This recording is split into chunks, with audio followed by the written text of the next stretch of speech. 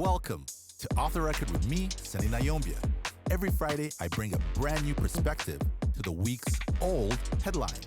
So sit back, relax, and let's get that conversation going.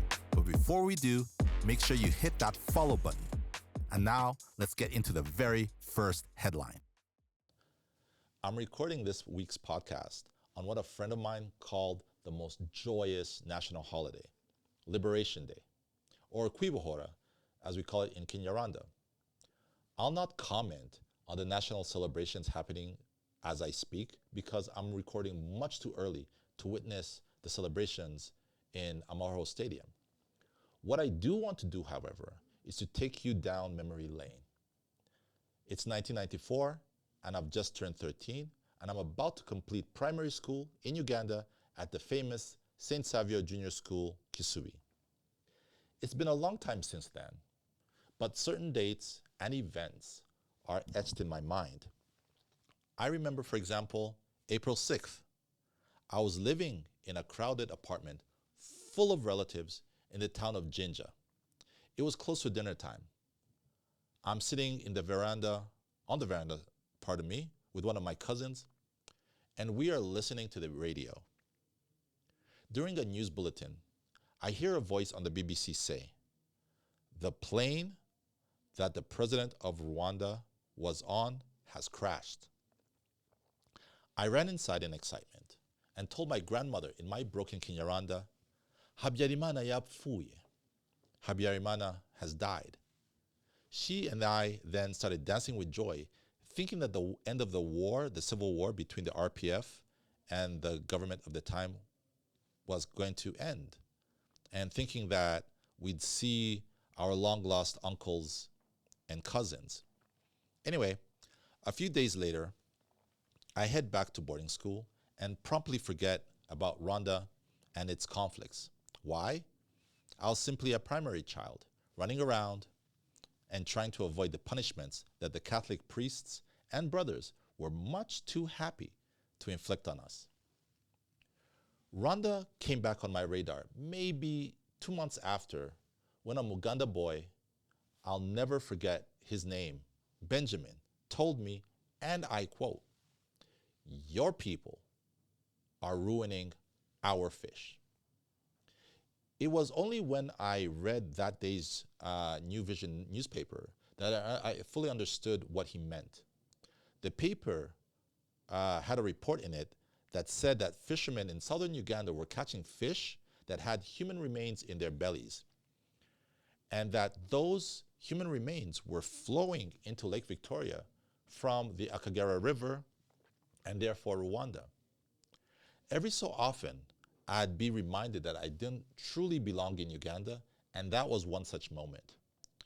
Benjamin was more than happy to call them my people, and I guess he was right, A few months down the line, I heard that the Rwanda Patriotic Front and its Rwanda Patriotic Army had won the war, but even then, it didn't really mean that much to me. You see, I was preparing for the notoriously competitive Ugandan primary leaving exam.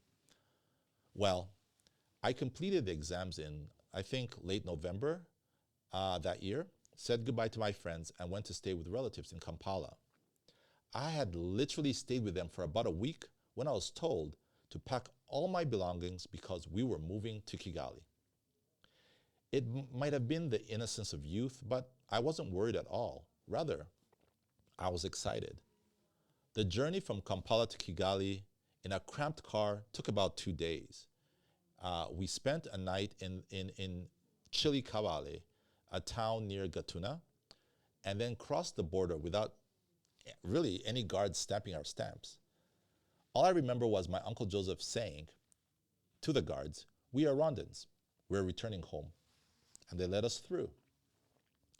The drive from Gatuna was uneventful, but when I got to Kigali, Muhima to be exact, I remember thinking, is this it? The next thing I remember noticing were white Jeeps with the words UNAMIR on them, United Nations Assistance Mission to Rwanda, or for Rwanda. Those Jeeps were everywhere, and the UN troops seem to dominate the space.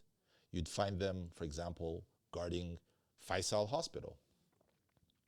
I quickly became friends with the neighborhood kids, and despite my Kinyarwanda, let's be honest, and we'd play out in the streets. But there was one rule: play in the streets, but avoid the grass. I did not know it at the time, but what our parents were worried about was that we'd step on landmines and maybe die or lose our limbs, because the landmines were placed in those grass, in the grassy areas and the bushes. So the streets were the only safe space. I also remember driving by Amahoro Stadium and seeing it guarded by, I think, a UNAMIR contingent from Ghana, if I'm not mistaken. The city of Kigali that welcomed me was so rural. I remember thinking, why are there cows being herded, like herds of cows, being herded along Kinamba Road? And I also remember just how much there was a lack of things. I mean, for example, we'd only drink milk in our family when someone traveled all the way to Nyagatare to see my grandparents. And if that did not happen, well, I remember what we then drink was Nido powdered milk. There was nowhere else to get even something as basic as milk. When I look back at those times, I realize just how far we've come in just a generation, which is what 30 years actually is. It's just a generation. And just how mind-blowing today's Kigali really is. I see tweets every day from people saying, Rwanda is this, Rwanda is that. And all I can say to them is this: it's a miracle that we even have stable electricity, never mind a world-class stadium. It's tempting to live only in the moment and take everything for granted, but I simply cannot. When I feel the urge to, I remember the words from Benjamin 30 years ago. Your people, you Rwandans, are ruining our fish. Now, on the same day that Rwandans are busy dancing in Amahoro, singing Intsinzi, the British are electing their members of parliament and in all likelihood, kicking out Rishi Sunak and his Conservative Party and replacing them with Keir Starmer and the Labour Party. I really wouldn't care about these elections fundamentally because they're not for me, but for one reason. The Labour Party has sworn to revoke the UK-Rwanda economic and migration partnership if they win. And because they will win, like that's something we know, it's a wrap for the idea of Rwanda becoming home to the UK's illegal migrants. The good news is this: all the money that the UK has given Rwanda, around 320 million British pounds, or approximately 500 billion Rwandan francs, none of that money will be given back. That money is staying in our economy. For too long, the reporting from British media has been about how bad Rwanda is and how much danger migrants face in our country. Well, guess what? Those migrants are now their problem. I mean, Rwanda tried to play its part in a positive way to create solutions, but nope. Labour has chosen the music, and now they will have to dance to their tune. As for us, we'll be moving on. And talking about billions, as of the 1st of July, Rwanda's 2024-2025 national budget came into effect. This year, according to that budget, the government will spend around 5.69 trillion Rwandan francs, or approximately $4.3 billion. That's a lot of money, especially when you realize that Rwanda's entire GDP last year, 2023, was approximately 12.35 billion US dollars. So it would seem that our national budget will be almost a third of last year's gross domestic product. So where is all that money going to come from, you ask? Well, 52% will come from taxes, and the rest will come from the domestic and foreign loans, foreign grants, that's another word for free money, as well as from fines and penalties. Funny enough, while those fines are probably the lowest planned revenue sources, only providing around 36.6 billion francs, they've been the talk of Rwanda Twitter. We call it hashtag RWOT. Probably because a lot of people are worried that they'll have to pay a bunch of traffic fines, because the money has to be found somewhere. And you know what? Those people on Twitter are probably right. After all, they'll be the ones that overspeed, make illegal turns, bully smaller cars, and become nuisances on the roads. So how about this? Instead of complaining that on Twitter about the fact that the government has planned for the fact that they will break the law, I don't know. Maybe just drive better? Yeah. In the region, it's still a mess in Kenya and the DRC. In both countries, nothing has fundamentally changed. In Kenya, the Gen Zs are refusing to let up, calling for President William Ruto's resignation. He's digging in and threatening hellfire on the young protesters. And especially because looting has started to become part of the sad events, I'm thinking that the 39 dead people, as reported so far, I'm probably thinking those numbers are going to increase. I might not be, I don't think I'll be surprised to see numbers going 50, 60, 70 people killed. And that's just so unfortunate. And guess what? After all that death, after all that destruction, no one is actually telling me where the $65 billion that Kenya owes, no one is telling me how that money will be paid back. Because that national debt is the cause of all of this. It's the cause of the increased taxes or the increased plant taxes. All I'm actually seeing is a lot of political posturing from the government as well as the opposition, and I'm not really seeing solutions. I'm just seeing a whole bunch of political posturing. Now, when it comes to political posturing, no one, I mean no one, does it better than the Congolese leadership. I mean, their country is being destroyed, and all they're doing is acting tough and doing nothing of substance.